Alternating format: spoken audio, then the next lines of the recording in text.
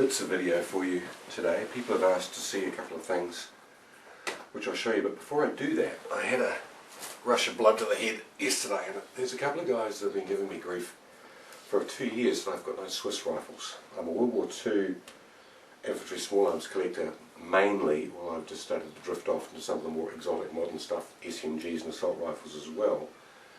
But people have been on me for a long time, why don't you have a Swiss rifle? Well, I do now. It's a K31, straightforward standard service rifle for the Swiss from about, I think, 1933 until the 1950s. And I tell you what, I can see the appeal.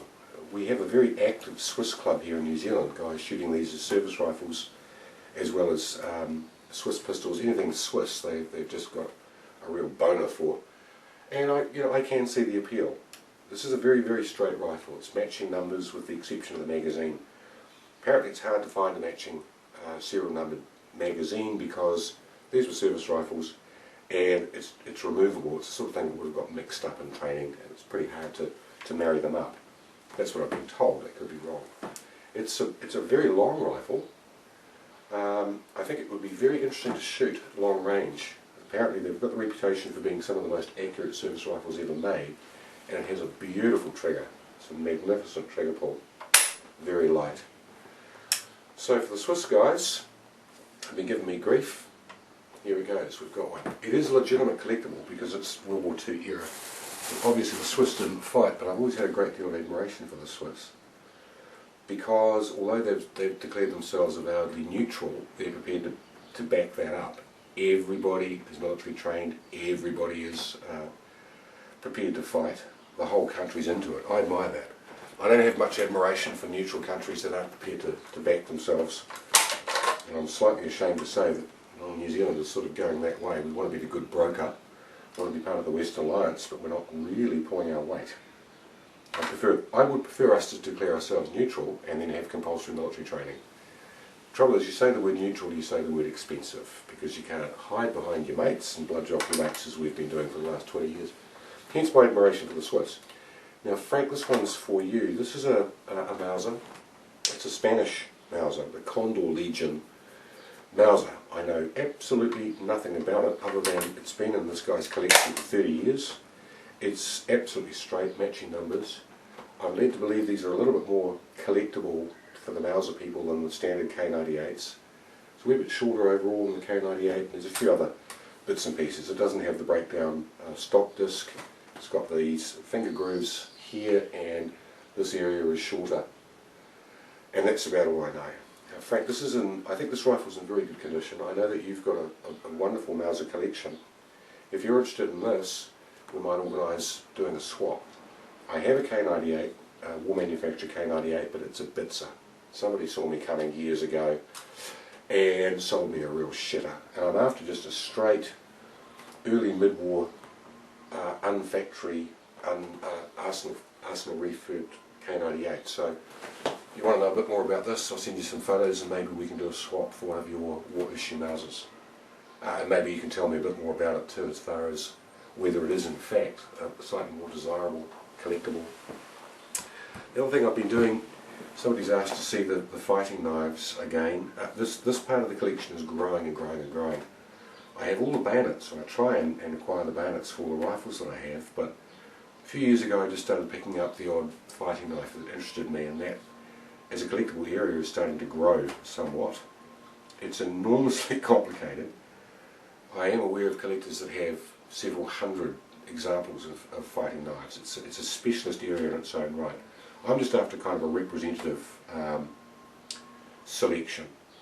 But having said that, I keep seeing the things and grabbing them. Now Graham, my mate, who is really interested in Vietnam and the modern era, he's a bit older than me. He's been collecting for 30 years. There's a lot of the stuff that he bought as a youngster, which back in the day was cheap, that he's had in his man cave, and he's decided to get rid of it. So, knowing I'm a World War II guy, he's been unloading it on me, which I'm actually very grateful for. Just to give you a once over very lightly, I picked this up last night. It's a very, very good condition. Robson, number 16. And it's a wee bit unusual in the sense that it's got a wooden pommel, whereas most of them have aluminum. The sheath is in very good condition, and it's appropriately stamped. These sort of things are now starting to command a real premium in the States. As I say, there's a huge variety. The Americans manufactured a massive variety of both military issue and also commercial knives that were carried by guys as private purchase. And there's a lot of variants, different manufacturers, different manufacturing variations. So I know very little about it, but it's something that I'm starting to get a bit more interested in. So I picked that up from Graham last night. I also picked up a new German boot knife. This is the one that I had. I think it's a World War II manufacture. It's got the appropriate stamps, and I remember checking on it, and we're pretty sure it's manufactured World War II, not prior to the war. It's in good condition. It's in very good condition. The scabbard's lost all the paint, but the leather and things are okay. Graham has had this one floating around for a very long time. This is a World War I manufacturer. It's exactly the same design, same pattern, different manufacturer, and again it's in beautiful condition. And the paint is probably 90+% intact on the scabbard, so the metal scabbard. So, as I say, it's one of those things I'll throw into the corner with the others and come back in 10 years and find that the price has gone up by a factor of 3. Prices on these things are really climbing all the time. What else have we got? I replaced the Wilkinson, the sort of Fairburn Sykes Commando knife that I had with this. It's an earlier manufacture. It's got the scabbard, but as is often the case with the real scabbards, this little elastic band here has deteriorated and broken. But the knife itself, the blade, is in very, very good nick. And they're a very, very desirable collectible in their own right. Again, people specialise in these by themselves. The other sort of stuff that I've got, the US 1918 LF&C manufacture. That's one of them. You contrast that with this one, and you see the difference. There's a pommel with a finger guard, and the knuckle duster has these rather vicious little spikes. This one does not. There's a few obscure markings on the back here. I'm going to have to get some books, some specialist books, to be able to determine exactly who manufactured it, when, etc. I think this is probably World War I, and it's probably French, because the French were contracted to manufacture these. There's no markings on the blade, and it's nowhere near as good condition. But again, just representative examples of that type of fighting knife.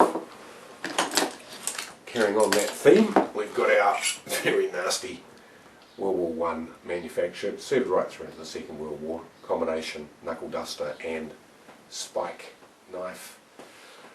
There are a few of these around. The price is going up and up and up, and generally the problem is the scabbard. The metal detaches itself from the leather, or there's wear, cuts, marks, etc. This is in a very, very straight example. Picked it up in Arizona. And again, these things now, 600, 800, 900 bucks. Whereas a couple of years ago, couldn't give the damn things away. The other thing that I got last night, I'll just show you quickly some of the other fighting knives, but I managed to find from Graham, again, an unissued Corman's Bolo, Second World War. It's got some markings, looks like plum on the back, and US model something on the front. The paint's completely intact. It's not been issued, it's seldom been drawn, so it's actually obscuring the markings. The scabbard itself, the fiberglass scabbard, is intact, and the sheath, the web sheath, is mint. It's got the markings Bauer Brothers 1918 on the back. If I saw this for sale and I didn't know who was selling it, I know the guy who sold this very well. If I saw this, I would have thought it was a reproduction, but it's not. It's original issue, so it's in beautiful condition. Very happy to have acquired that. And here's an example of another bolo.